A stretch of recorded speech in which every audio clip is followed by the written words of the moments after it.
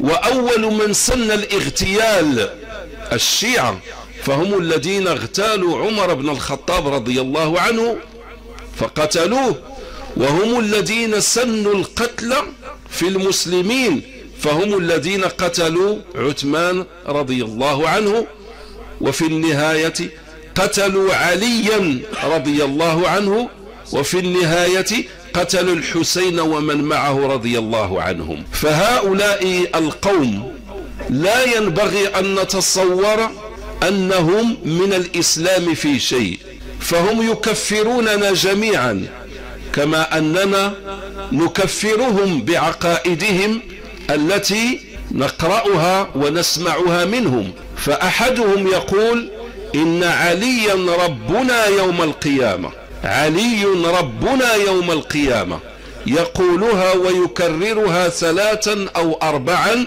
للتأكيد على هذه العقيدة الكفرية حتى لا يأخذك شك ولا ريب.